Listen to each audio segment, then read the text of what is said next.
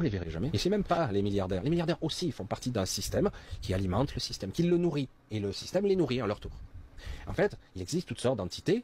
J'en ai croisé, encore, il y a peu là, des gens que si vous les croisez dans la rue, vous direz, waouh, qu'est-ce que c'est ce truc? Des êtres qui sont d'autres civilisations, il en reste encore, aujourd'hui. Des êtres d'une autre civilisation qui auraient disparu, mais qui sont toujours là, et qui tirent les ficelles. Hein, le pouvoir, qu'est-ce que c'est jouissif. Et puis, entre-temps, il y a des strates énergétiques. Quelque part, on les laisse gérer, tant que la récolte est bonne. On laisse gérer ces gens. Il y a toutes des strates. C'est incroyable, hein, on a du mal à imaginer. Comment c'est possible? Pourquoi on nous a menti surtout? Pourquoi on nous dit pas des choses sensées? Des choses sensées, des trucs basiques. Hein, des fois, quand je dis des choses, je parle de la source, je parle d'une présence omnisciente, de la puissance extraordinaire, de l'énergie, de la matière, de la conscience, de l'hypraconscience au-delà de toute forme. Je parle de ça, mais on ne parle pas d'un Dieu. Je parle de quelque chose qui transcende tout, la matière et l'énergie. J'ai le culot de dire, Abraham, tu sais, quand il a commencé, il fallait qu'il égorge ou planter un coup de poignard, je sais plus ce qu'il devait faire, il devait saigner son fils. Et Dieu arrêta le bras d'Abraham. Il faut pas oublier qu'Abraham est à la source de pas mal de religions, quand même. Hein. Et on dit, Dieu arrêta le bras parce qu'il a vu qu'Abraham était fidèle, qu'il allait au bout du processus. Hein? Il n'y a que moi qui sois choqué de ça. Ah oui, mais c'est des anciennes écritures, c'est peut-être symbolique. Alors d'autres, ils vont dire, oui, mais c'est ça, il faut parfois être éprouvé, être testé, comme les guides vous testent. Comme les guides. Hein? Non. J'ai éprouvé ce que pouvait être, lorsqu'on a la synchronicité pure, au niveau de l'éther, au niveau de la communion avec l'absolu, ce qu'on peut appeler la supra et au-delà de la conscience, j'ai pu la toucher, la ressentir.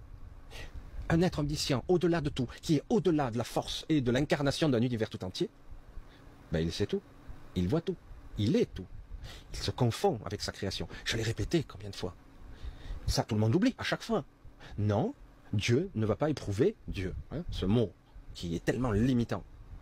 Dieu ne va pas éprouver ses fidèles. Pourquoi? Parce qu'il sait tout. Il vit à travers toi. Il est à travers le salaud, le gentil, celui qui donne les ordres, celui qui est subalterne. Il est à la fois l'animal, l'arbre, il est tout. Il connaît le passé, le présent, le futur. Il sait déjà tout. Il n'a pas besoin d'éprouver, il le sait déjà. Mais bon, peut-être qu'on ne parle pas de la même chose. Peut-être bien. Et peut-être même que c'est pas peut-être, c'est sûr. Mais bon, je parle comme ça, je vous l'ai déjà dit. Bon, certains, ils n'ont pas entendu encore ce discours. Mais je le dis, et je l'insiste, et j'appuie. Il faut remettre en question même les Écritures, parce que c'est extrêmement limitant. Je dis quel est ce Dieu qui est limité, qui ne sait pas que quelqu'un, s'il est fidèle à lui-même, ou si vraiment il va le suivre. C'est quoi? C'est pas un Dieu, ça. Je veux dire, un simple télépathe d'un niveau supérieur le sait.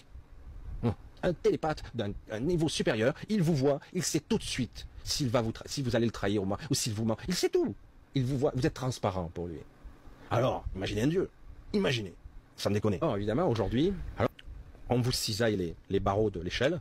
Vous pouvez plus grimper. Certains grimpent, mais ils s'aperçoivent que ça grippe, que ça casse, qu'ils tombent de 2 étages. Des fois, ils remontent. Ouais, ça peut y aller. Ça grippe. Oh putain, même, le marché de l'immobilier, ça marche pas. Oh putain, les actions, ça réagit plus comme d'habitude. Ah, mais si, on est en train de foutre un gros boxon parce qu'il va y avoir un changement civilisationnel important.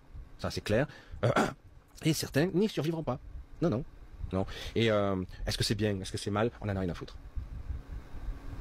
Alors évidemment, il vous faut, impérativement, je dis faux parce que c'est vital, il va falloir vous trouver un chez soi, un chez moi, un ressenti pour se mettre à l'abri. Ça peut être un ressenti qui permet de vous sentir bien. La question est où? Comment? Avec l'argent. Hein? Et oui, c'est compliqué, hein, surtout que bon, si l'Europe devient un centre carcéral à ciel ouvert, j'exagère. T'exagères, Michel, là, tu déconnes quand même. C'est le lieu des droits de l'homme, la France. Merde, sans déconner. Le démos kratos, on est en démocratie. Le pouvoir au peuple. Ah non, le pouvoir représentatif. Il représente qui? Je sais pas, on a bien vu, pour la dissolution de l'Assemblée, la débandade. Oh, je perds mon steak. Je perds mon pognon. Ah, c'était la merde, hein.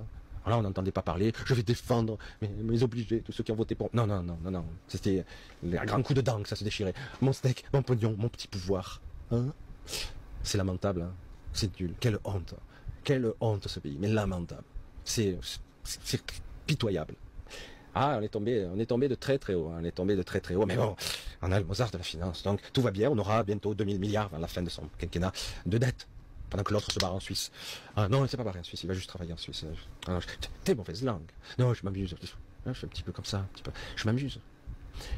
L'incertitude, le doute, est une graine empoisonnée. Vraiment une graine empoisonnée. C'est quelque chose qui est très très vicieux. Très pourri. Hein. C'est quelque